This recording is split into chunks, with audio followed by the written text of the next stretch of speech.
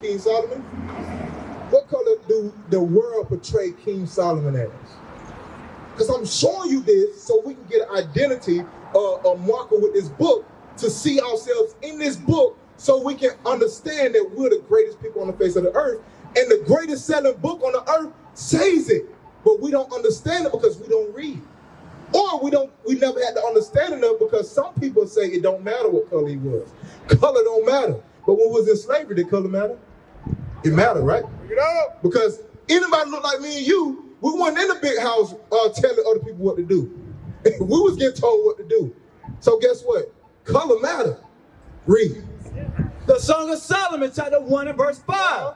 I am black. King Solomon said what? I am black. King Solomon said, I am black. So why are they lying to us?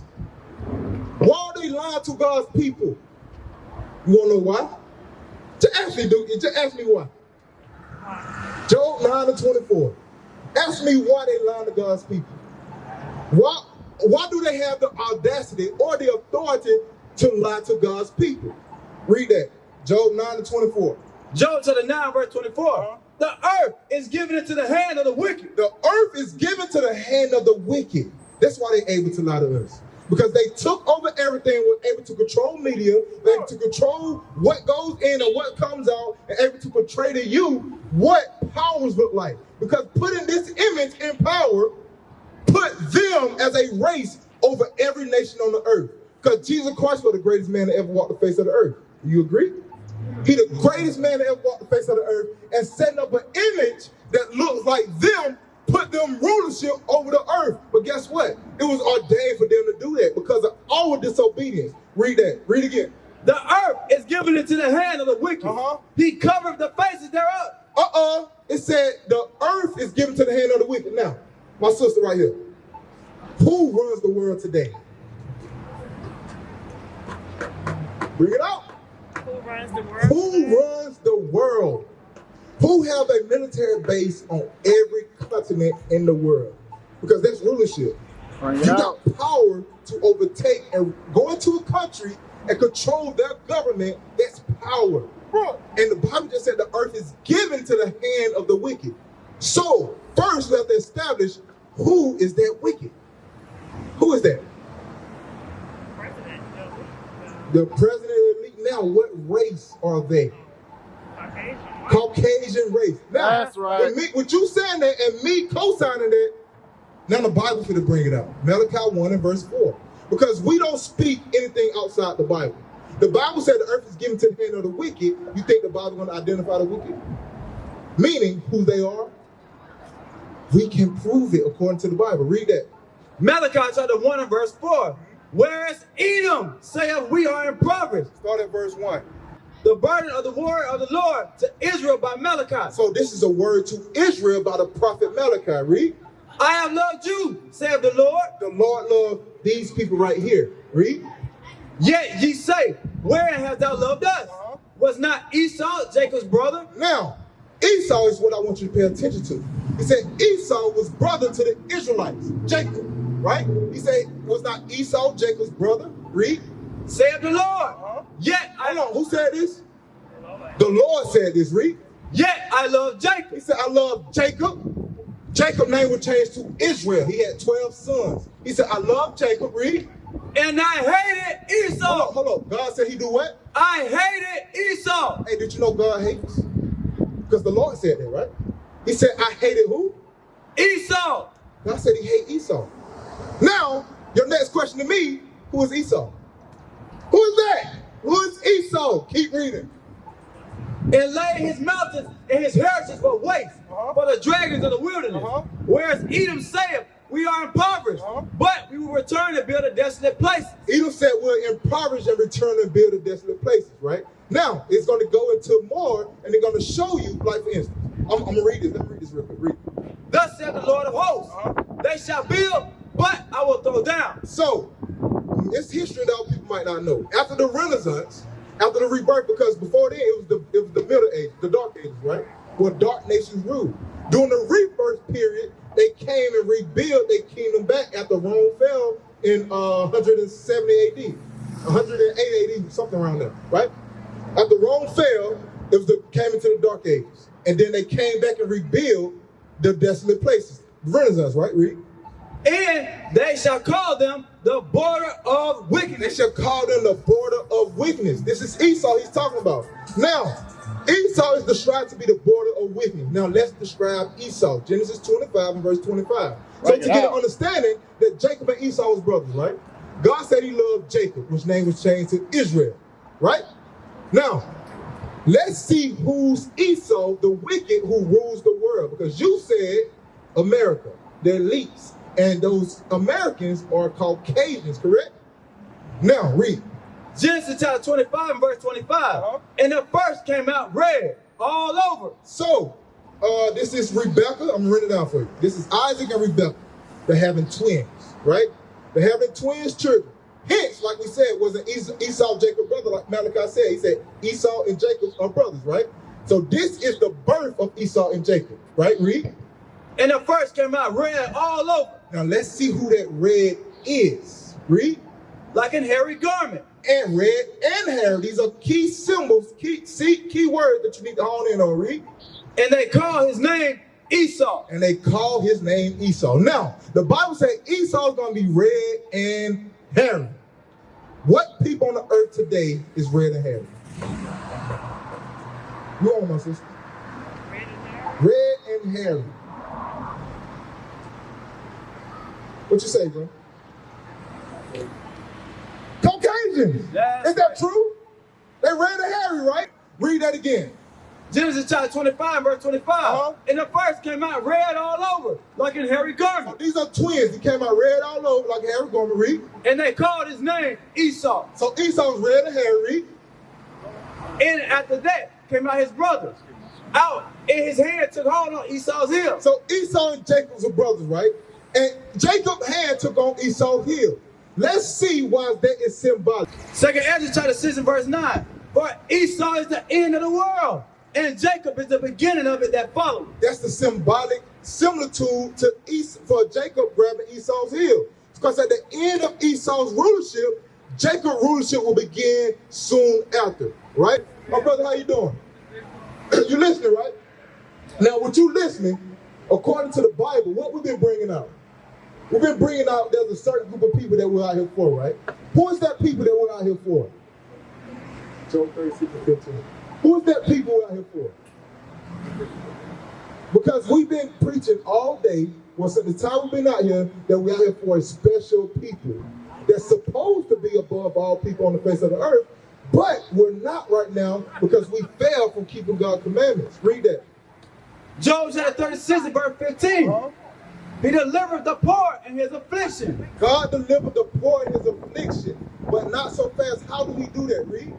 And opened their ears in oppression. So God is out here trying to open your ears in the oppression. God's not going to come down here, jump off the throne and say, what's your name is? What's your name? What's your name? You said Bishop? All right, Bishop. The Lord not going to come down and say, okay, hey, Bishop, I'm going to open your ears today. No.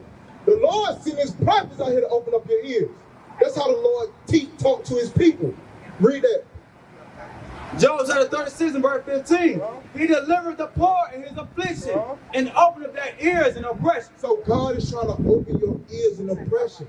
Like for instance, let me ask my brother right here, how you doing, sir? What's your name? Good, man. Shane, man. My name's Josiah, Shane. So let me ask you this, right? According to the Bible, what people do you belong to? What, according to you right now, according to your understanding, what nation of people you come from? Me? Well, I mean, I don't know. You don't know, right? That's good because That's good answer, right? it's a good answer. It is. I mean, our people were brought from Africa. We brought from Africa, okay. So, I mean, we don't know a lot of what we should do. Deuteronomy 1 and 1. I'm gonna show you that. With that statement that you made that we were brought from Africa, right? As a people, we know that we were brought from Africa, but how were we brought from Africa? In bondage. On what? Shit. On a ship. It wasn't no cruise airline. It wasn't no airline, right? It wasn't the Royal Caribbean. We didn't come over here willingly. We came over here forcibly. We came over here by force. Let's see who that happened to. Read that. Deuteronomy chapter 1 and verse 1. These be the words which Moses spake unto all Israel. So the people that came over here from Africa, from the west coast, the Gold Coast, in bondage, their names was the Israelites. That's who they were. And I'm going to show you the statement you made, Deuteronomy 28 and verse 68. I'm going to show you, according to the Bible, that these people that came over here on ships, and they're going to tell you this your nationality too, because we just read these are the words that Moses spake to who? We just read these are the words that Moses spake to who? Go back. Read it again. Let's read it again. Pay attention. Read. Deuteronomy chapter 1 and verse 1. These be the words which Moses spake unto all Israel. So who's the audience? The Israelites.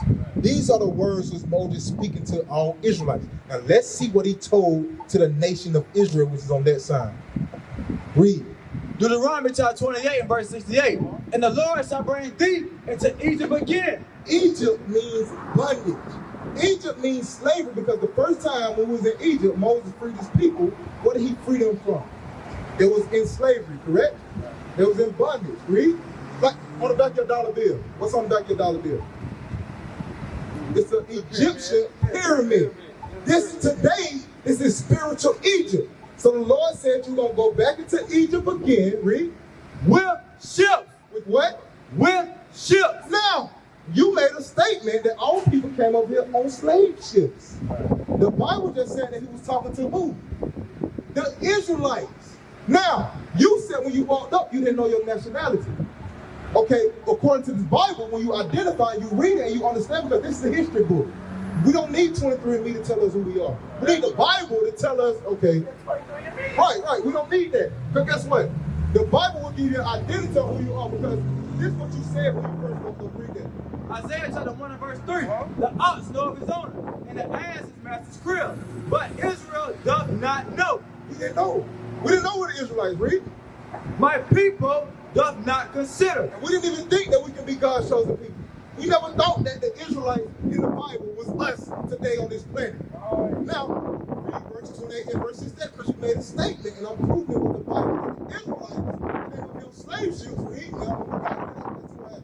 Deuteronomy chapter 28 verse 68. And the Lord shall bring thee into Egypt again with ships, by the way whereof I spake unto thee.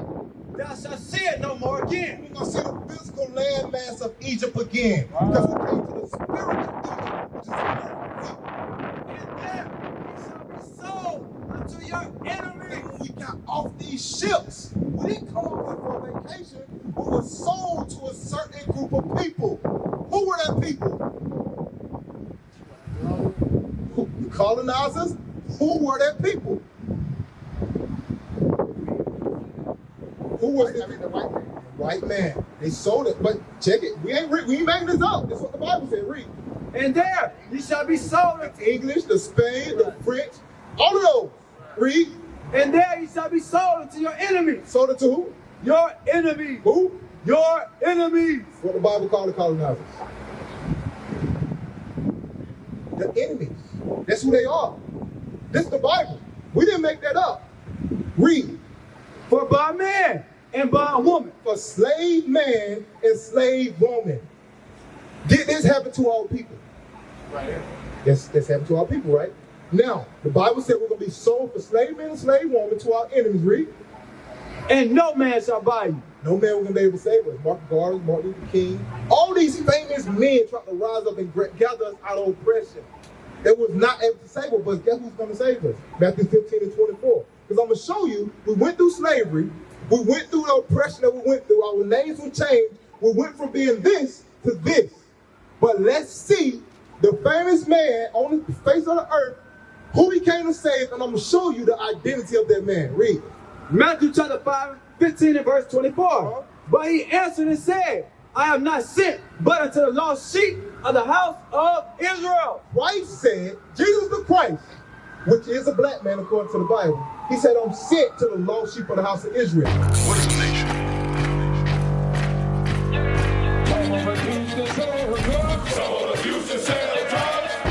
Nation is men leading by example.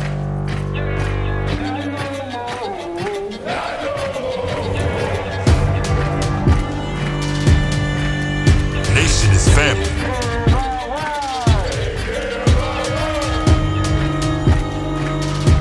Nation is community. Nation is children with role models.